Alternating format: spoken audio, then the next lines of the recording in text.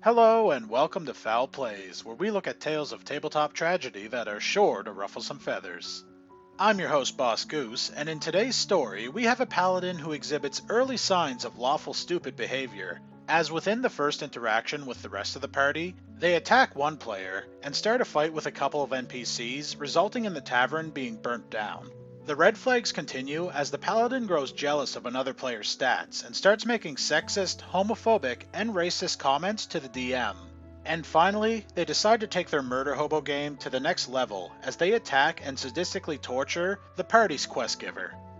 But before all that, it's time for a game of Paladin Panic, and here's how to play. Here we have 3 potential recruits to join our adventuring party, one of which is a shining example of everything a paladin could and should be, and the other 2 are that guys, waiting for their chance to strike.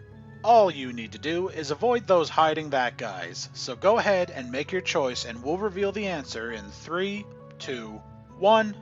And if you chose Paladin C, then well done! You've found our knight in shining armor and I can't wait for this adventure to begin. And unfortunately, if you chose A or B, then our ranks have been infiltrated. But don't worry. If you hit that subscribe button, you can get updates on whenever new videos are available on my channel and easy access to hours of existing content that will help you identify the warning signs and let us avoid a lawful stupid fate. Now, without any further delays, it's time for you to take your seats and wet your beaks as we dive on into today's tale.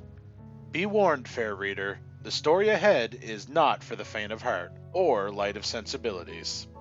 This saga, a tale from my first ever campaign as a DM, contains many a harsh topic, such as sexism, racism, homophobism, threats of violence, and bad decisions galore. If any of these may be more than you can bear, then turn away now, lest you find yourself in deeper water than you can handle.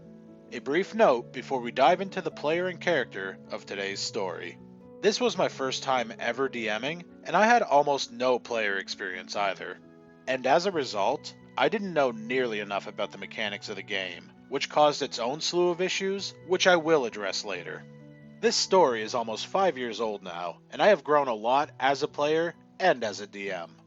Our story begins when a young D&D enthusiast without a group and without a DM decides, "What the heck, I'll just make my own game. I have a bunch of ideas." And thus begins the story of Vrondeldast, a world on an inner surface of a hollow sphere. I put hundreds of hours into this world and its lore, building entire cities and nations in excruciating detail, all in vain. Once the world was built to my satisfaction, I began to search for players, eventually turning up a party of 6, 2 of which left before the first session, which was probably a bad omen. Our roster of characters, who will be the cast for this story, are Gilgamesh, male gnome berserker barbarian, played by a friend we will call Rocco, Sylvine, female half-elf moon druid, played by a young woman we will call Syl, Frisk, male tiefling illusion wizard, played by a distant cousin in the UK we will call Taz, and the reason this whole story is being posted, Grail, female human vengeance paladin, played by a middle-aged man we will call Sapphix. I spend 3 weeks working with each player, making sure everything fit into the world and that they each had their own story and reasons to join the adventure, so that no one ever felt left out. Gilgamesh was searching for the hammer of the Great Lion, so that he could take his rightful place as heir to the gnomish throne. Sylvine was looking for a way to create a philosopher's stone to save her dying father. Frisk was trying to return a lost baby dragon to its parents. Dragons in this world are effectively eldritch gods, to prevent their extinction. And then there was Grail. Grail actually had a really cool story befitting a vengeance paladin, and I wish it could have been handled better. See, Grail was seeking out a mirror that would let them see the past to discover who had murdered their parents and sold her into slavery. She struggled with incredibly dark emotions and would secretly go and deliver torturous justice to various people of less than exceptional moral upstanding. Awesome concept, handled very poorly, as you are about to see. So session 1 rolls around, and as all DMs do with their first campaign, the party met in a tavern. Each player entered the bar, found the table designated to the party by their employer, and introduced themselves. This part went pretty well, with some excellent character interactions and roleplay as they discussed the details of their adventure and made travel plans. Towards the end of this interaction though, Grail begins to suspect that something is off, and proceeds to use their divine sense and then cast Detect Evil and Good, discovering that Frisk registered as a fiend. He had lost his horns and was a normal skin color, making it almost impossible to tell that he was a tiefling. Without any warning, Grail gets up, pulls out her whip, and begins attacking Frisk. Before we go any further, the party started at level 5, and at this point I used a rule when rolling stats that if you roll 4 of a kind, normally roll 4 drop lowest, you keep all 4. This meant that you could roll a minimum of 4 and a max of 24. This was a rule that my previous DM had used, and I always liked it, and everyone at the table here knew and accepted. Keep this in mind, it's important later. So here I am, 20 minutes into my first session ever as a DM, and one of my players is attacking another player for basically no reason, and I have no clue how to handle it. So I let it play out, hoping that the situation resolves itself, and thankfully, Frisk knows what he's doing and talks his way out of it without actually taking any damage. Now that we have handled the devil in the room, it's time to talk about the dragons in the room. Specifically, 2 dragonborn males who had also registered as fiendish. So as soon as Grail stops attacking the party wizard, they go after these 2 dragonborn, who are at least intentionally bad guys. This sets off a dramatic chain of events that leads to the tavern being burned down. Naturally, how else is a party meeting in a tavern supposed to end? And the party being forced to flee from an angry mob. Great start. When the party finally got away and began seeking passage to Fairthis, a large city that floated on the sea, to meet with their contact, we started to see the beginning of some of the nastiness that was to come. See, Grail is a paladin, and as such is supposed to have some charisma. And charisma Grail had. She had a 20 in fact, rolled 4 5s. This is all fine and good, but our druid, Sylvine, has a 24, rolled 4 6s, and wanted to have a high charisma, and because she had a successful alchemy shop, I said, yeah, that's fine. And for some reason, it really rubbed Sapphix the wrong way that Sylvine, the druid, was technically a better party face than the paladin. And so he threw a small fit, argued for a bit, then finally shut up about it. For 5 minutes. So after the party managed to secure passage on a luxury skyship at half the cost thanks to Sylvine, Grail decides to be jealous because, and I quote, "Women are all jealous like that. It's just natural." This was the first hint of deeper issues than being an aggressive paladin. We all let it go since it was fine that Sapphix wanted his character to get jealous of the much more charismatic and attractive character, even if his comment wasn't.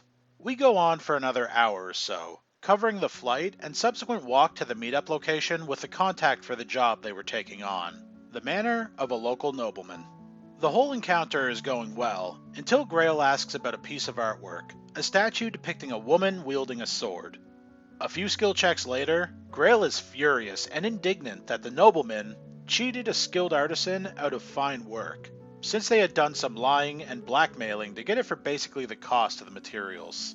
The rest of the party is unhappy, but willing to let bygones be bygones since the man was supposedly trying to save a local museum by procuring and donating artifacts to get more people to visit. But not Grail. Grail, outraged at such a clearly horrific and evil act, goes full dominatrix punishment kink on this poor guy, and casts Compel Duel on him and forces him to fight. At first, we all thought Grail would just beat him up a bit. Oh no. Oh no no no. Grail tortures this man in graphic detail. Using the whip, Grail deals as little damage as possible over the longest time possible, healing the man when he gets low until Grail ran out of lay on hands and spell slots. Then, instead of letting the man go, Sapphix declares, "Grail is gonna choke the man to death." That was where I ended the first session, because I needed time to process how to make this work. In the week that followed, I was contacted by Sapphix 4 times trying to convince me to change my ruling and force Syl to change Sylvine's ability score, making several rude comments in the process. I refused and made it clear that I would under no circumstances force a player to change their stat placements, which infuriated Sapphix to the point of calling me a Trash DM with a hungry blank ass and boner for the black bitch. Well, that certainly took a disgusting turn. If I were more experienced, I would have banned the man right then. Or if I were less self-conscious at the time. Or if I were less afraid of my players. I would have banned him. But alas, I bit my tongue and simply didn't respond. Be ready for Session 2 in Part 2 of the Sapphix Saga. Edit. TLDR. Lawful something Paladin attacks multiple people for virtually no reason, complains about a mechanic he signed up for, and makes several comments that aren't exactly politically correct, while inexperienced and kinda scared DM doesn't know what to do. Well then, this certainly seems like the start of something terrible. First off, I will give some kudos to the DM for taking that first step into the world of DMing. It's a monumental task, especially homebrewing a whole world to set your campaign in right off the bat. That being said, personally I would not use that 4 of a kind rule going forward. Unless the stats are being rolled in person, there's far too much temptation there to fudge the results, and giving any character, let alone one as low as level 5, stats above 20, is far too powerful, and can quickly unbalance your game and the party. It's a creative rule, but there are too many downsides in my opinion. Now moving on to the star of our story, Sapphix. Right from the get-go, this guy was waving red flags like crazy. I think paladins, when played well, are some of the coolest character concepts around, but immediately starting a fight with another PC in the middle of a crowded tavern, and then when that conflict is resolved, moving on to fight 2 patrons in the same place immediately with little to no explanation, is that guy Murderhobo 101. Sure, those guys were written to be bad guys, and yes, Paladin and Fiends don't usually get along, but there are ways to be smart about it, like following them or questioning them first. Of course, this Murderhobo trend continued with the attack on the nobleman. The guy may have been scummy, but talk about a gross overreaction and detriment to the rest of the party. Don't attack the questgiver first off, and if you're going to for whatever reason, then don't indulge in gratuitous torture scenes. I can't see anyone having been comfortable having to sit there and listen to Sapphix describe whipping this poor man nearly to death, only to heal him up and start again. I can only imagine everyone must have been in shock seeing this, otherwise I don't know why no one stepped up to stop him sooner. This is the kind of stuff that give paladins the Lawful Stupid reputation they're known for. The flags only continue with the jealousy stuff. Not so much that Sapphix was jealous, but what they did and said because of it. Claiming your character is jealous because she's a woman and that's what they do is pretty ignorant and sexist. Maybe you could chalk it up to being a really bad joke, but that's stretching it and still not okay. Calling the DM an F-word for not forcing another player to change their stats and adding a racial attack towards that other player is not acceptable behavior ever. Even though the DM was new, this should have been the end of Sapphix's involvement in the group. Confrontation can be difficult, but if this was all Session 1, then there's little hope for improvement in the future, which I guess we'll see when we check out Part 2 of this saga. Anyways, thanks for checking out my video and sticking around till the end. I hope you enjoyed it. I upload new content every Tuesday, Thursday, and Sunday, so make sure you check out my channel for more D&D stories. And if you like this video, go ahead and hit that subscribe button and leave me a goosebump in the comments below. Your continued support is appreciated. But until next time, be good players.